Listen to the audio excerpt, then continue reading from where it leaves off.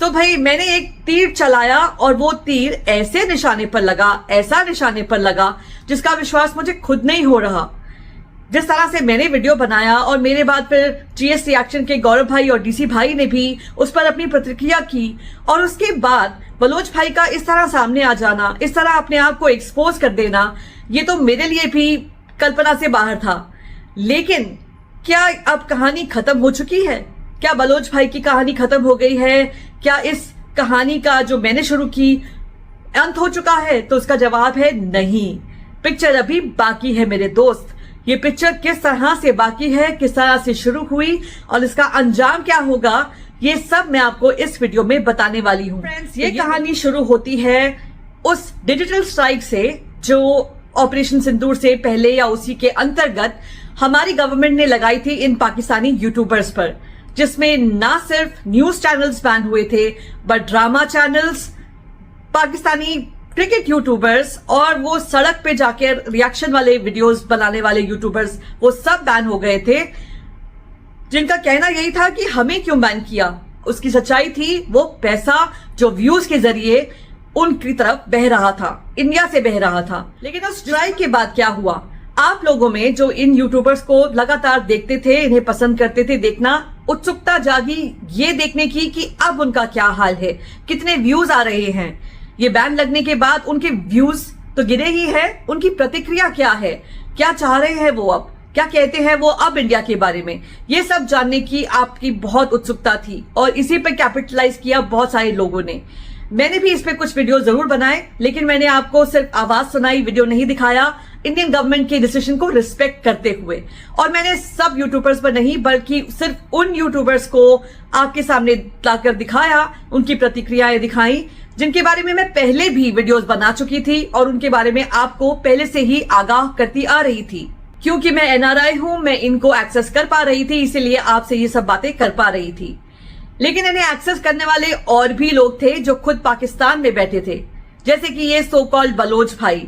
इन्होंने भी अपने चैनल पर धड़ल्ले से व्यूज कमाए और जिस तरह से इनका चैनल ग्रो किया, 1000 सब्सक्राइबर्स से डिजिटल स्ट्राइक के बाद इनके सब्सक्राइबर्स 3 हफ्ते के अंदर अंदर 15,000 तक पहुंच गए।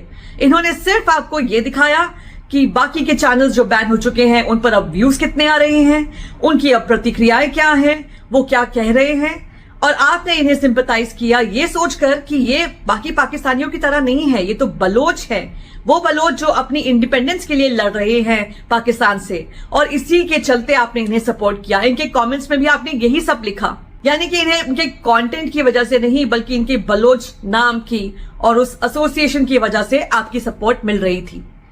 लेकिन फिर आया वो दिन जिस दिन इन्होंने अपने चैनल पर एक वीडियो बनाया जिसमें इन्होंने बताया कि इन पर एक स्ट्राइक आ गई है, कॉपीराइट स्ट्राइक, बल्कि एक नहीं, दो नहीं, 7 स्ट्राइक्स आ गई है अलग अलग यूट्यूबर्स से।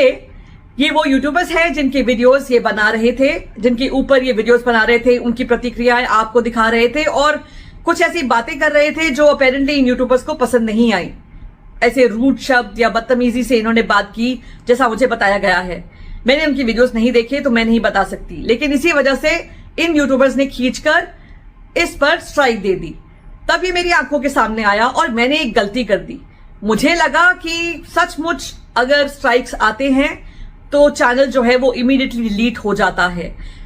मेरे एक्सपीरियंस में ऐसा हुआ था, जब मुझे एक स्ट्राइक आई थी तो मुझे यही बताया गया था, और क्योंकि मुझे वो स्ट्राइक आई थी एक टीवी ब्रॉडकास्टिंग कंपनी टीवी 18 जो है उनकी तरफ से, तो शायद उनके स्ट्राइक देने पर ऐसा ही होता होगा। लेकिन अगर एक यूट्यूबर ही अपने कंटेंट को लेकर दूसरे यूट्यूबर पर स्ट्राइक देता है तो शायद कुछ अलग रूल्स होते होंगे, जिसकी वजह से मुझे पता चला कि 7 दिन का टाइम मिलता है एक यूट्यूबर को जिसके पास वो स्ट्राइक्स आई होती हैं, उन स्ट्राइक्स को हटाने का।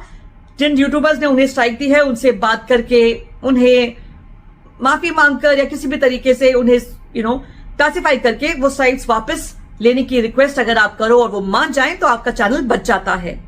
यही बात वो कह रहा था अपनी वीडियो में। लेकिन इस पूरे वीडियो के चलते मेरी आंख उस पर पड़ गई, मैंने उस पर रिसर्च की और पाया कि ये बहुत झूठ बोल रहा है, और वही झूठ मैंने आपके सामने लाकर रखा अपने पिछले वीडियो में। उस झूठ के बाद जो हुआ वो आप नहीं जानते, या कह लें कि कुछ जानते हैं लेकिन पूरा सच आपके सामने नहीं है।